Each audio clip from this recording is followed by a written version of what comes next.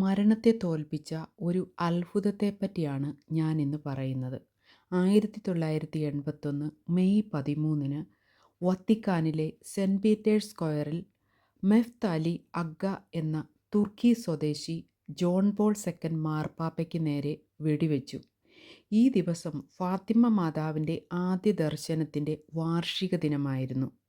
വെടിയുണ്ട തൻ്റെ ശരീരത്തിലൂടെ കടന്നുപോയെങ്കിലും പ്രധാനപ്പെട്ട ധമനികളെയോ അവയവങ്ങളെയോ തകർക്കാതിരുന്നത് ഫാത്തിമ മാതാവിൻ്റെ ഇടപെടൽ മൂലമാണെന്ന് അദ്ദേഹം വിശ്വസിച്ചു.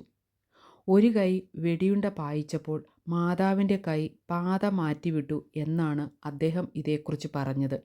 1982 മെയ് 13 ഫാത്തിമ സന്ദർശിച്ചപ്പോൾ വെടിയുണ്ടയിലൊന്ന് ഫാത്തിമ മാതാവിൻ്റെ ദേവാലയത്തിലെ സാങ്ച്വറി ഓഫ് ഫാത്തിമ മാതാവിൻ്റെ കിരീടത്തിൽ പതിപ്പിച്ചു വെച്ചിട്ടുണ്ട്.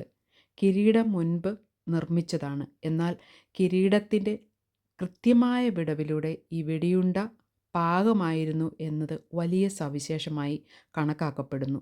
സുഖം പ്രാപിച്ച ശേഷം അദ്ദേഹം ജയിലിൽ പോയി തന്നെ വെടിവെച്ച അലി അഗ്ഗയെ കാണുകയും അദ്ദേഹത്തോട് ക്ഷമിക്കുകയും ചെയ്തു.